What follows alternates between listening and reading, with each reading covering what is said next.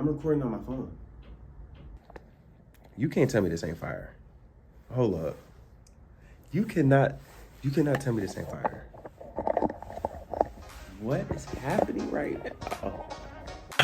All right, vinyls, it's time. We need to go ahead and get into some new music. So Yes and serves as the lead single to Ariana Grande's upcoming 7th studio album, Eternal Sunshine. Now, this title is inspired by the Jim Carrey movie, Eternal. Wow, 2004, 20 years ago is when that film came out. Eternal Sunshine of the Spotless Mind. It was a movie where Jim Carrey and his love interest were trying to erase each other from their memories.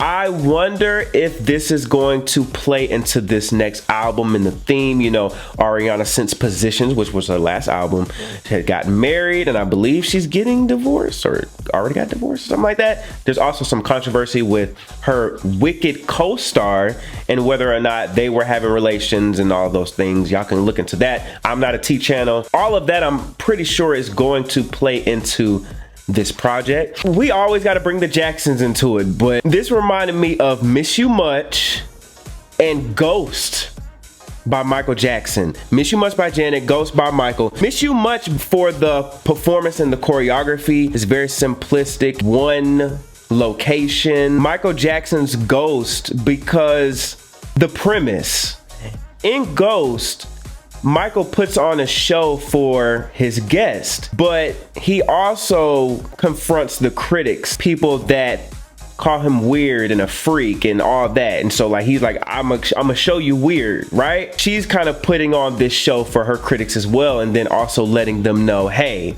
this is my life, I'm gonna do what I want. I'm gonna go ahead and address the elephant in the room now.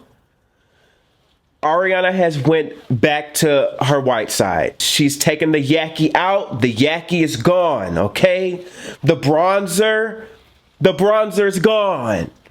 The brown is gone. We're back in pop Ariana. She's not talking about down like 630 no more. The ability for her to go back, we're seeing it in real time. She dropped the Victoria Monet accent. She is back to Cat from Victorious. How do I feel about that? We've seen pop artists do it time and time again. We've seen it. Justin Bieber was wanting to be R&B. Who knows what he's about to do with his next era? You know what I'm saying? So I'm not really surprised. The record is a banger. I like the fact that Ariana doesn't need to work with a lot of people. There's something to say about her artistry to where her credits aren't, because you look at some of these credits on these songs and they are lengthy. I like the clay. I like that they took a little and made something that was worth watching the entire time. The song is an interpolation of Madonna's Vogue. It's a house record. It's a dance record. It's a club record. I love the whistles in the beginning. Also love the speaking part at the end. Again, giving me Madonna, Britney Spears, and even Janelle Monáe with like the ArcAndroid. The hook is weak for me. I'm not even gonna sit here and lie. For a Max Martin penned and produced record, the melody should have been more enticing. The chorus is weak lyrically, in my opinion. Yes, and say it with your chest, and I get it. Pop is supposed to be that way, but even the melody is not. That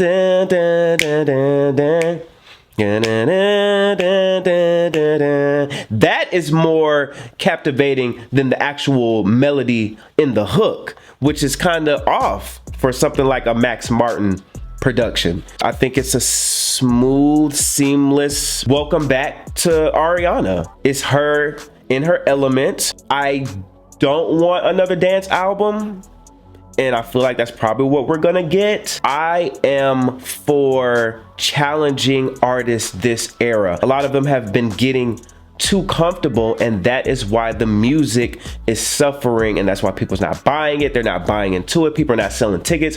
All those things. Think outside the box. Do something different.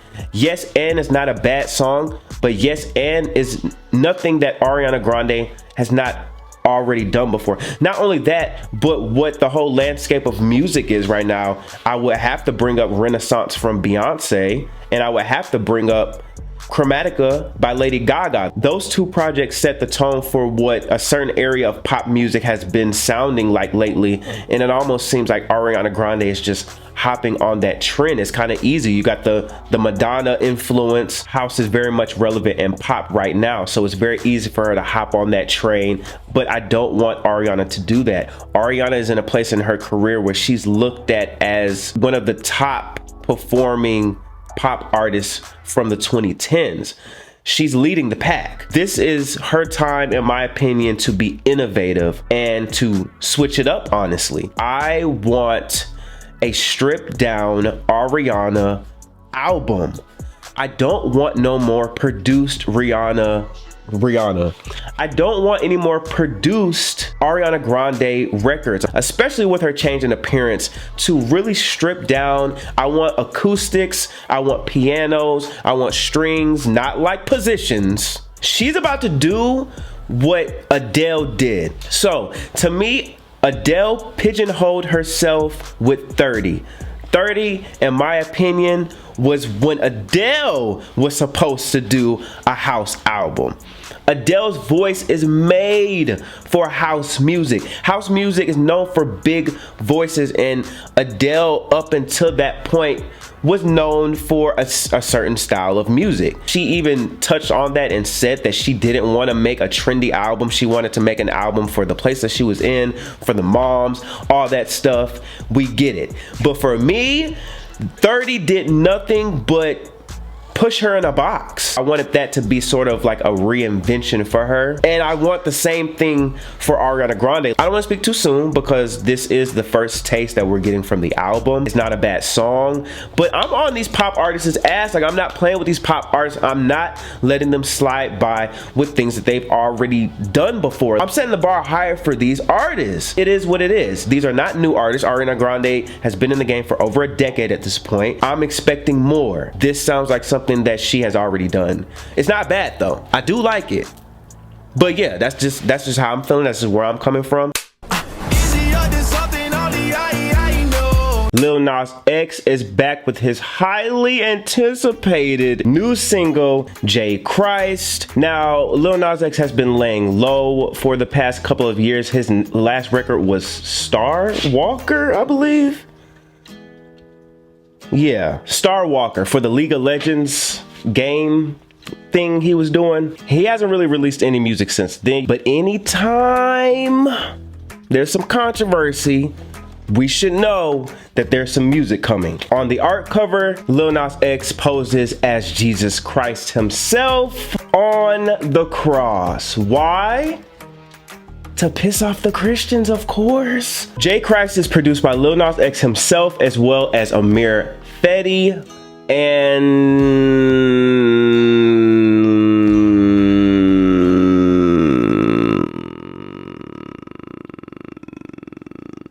Lil Nas X can keep it. The record clocks in at about 3 minutes, and basically Lil Nas X is making his presence felt. He's letting y'all know, hey, I'm back.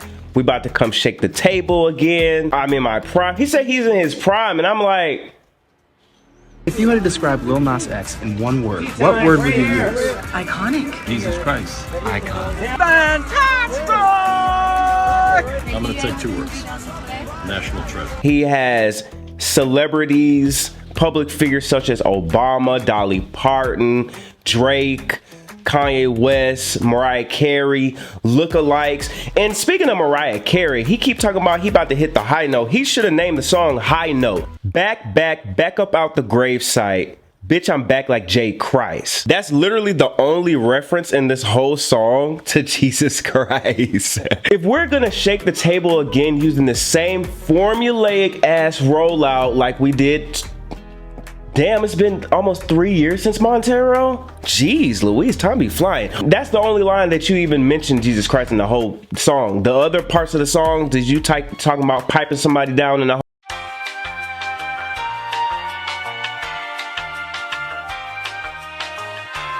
Why can't Lil Nas X let his music lead. Is it because it's not that good? Is it because he don't really got nothing to say? This record's gonna flop. This record should flop. Lil Nas X's problem is he's trying to go viral. The problem with that is you're playing a tricky game. You're only as relevant as your last controversial stunt. And people are gonna get tired of it. People are gonna get tired of this formulaic, oh, let's piss off the Christians. Why? Because I'm gay. It's like, okay, we did that. Let's go a little deeper. And let's challenge ourselves. I'm not playing with these artists in 2024. We not giving no half-ass, mediocre, generic-ass pop. If they're established, Lil Nas X is an established pop star at this point. He has reached the heights that many of his peers have not been able to do. This is lazy. This is lazy. First of all, this is dated. This sounds like some 2019 Lil Sally Walker walking down the street. Lil Sally Walker walking down the street. That's my bust down 30-inch. Walk up in the club, popping shit. The chorus is weak. Is he gonna hit the high note? Is he gonna give us something viral? Shout out to T.S. Madison for being in the video. The whole look-alike thing, I guess. Half these people aren't dead, like they're going to heaven, but they're still alive. I'm confused. Shout out to Lil Nas X for continuing to embrace his sexuality. I will say that, because when Lil Nas X hit the scene, he's looking quite like part 40 inches wavy with the nails, and they're like, I'm here for it. Like, be yourself. I just wanted to translate to the public, and the problem with Lil Nas X is it's always a gimmick. It's always a stunt. And the music can never speak for itself. When Montero dropped, nobody was talking about the song. We're focusing on the music this year. Enough with the gimmicks, enough with the virality. We're focusing on the music. And this, my friend, is a flop. And you say you about to get the gays hype. You couldn't even get the gays hype with the Fuck the Club Up, a freestyle. That came and went so quickly. Yeah, and Kanye West already did the whole celebrity lookalike thing, and he did it better. He actually got in bed with him with the wax. Y'all remember that? The wax figures and all that? Like that. Now that was something. And I'm filming with my phone right now. Like, this is a full circle moment. I ain't filmed with my phone since I first started. Y'all know we're doing the rebranding TRS, Playtrs. Thank y'all for everybody that's followed the new social media. We got the giveaway that's about to happen, our first giveaway. So y'all make sure y'all follow on Twitter. Like I said, y'all let me know what y'all think about these records. Check out the Doja Cat record report that we just did. We talked about the Scarlet album. But yeah, I'm Rick the Prince. Until next time, we out.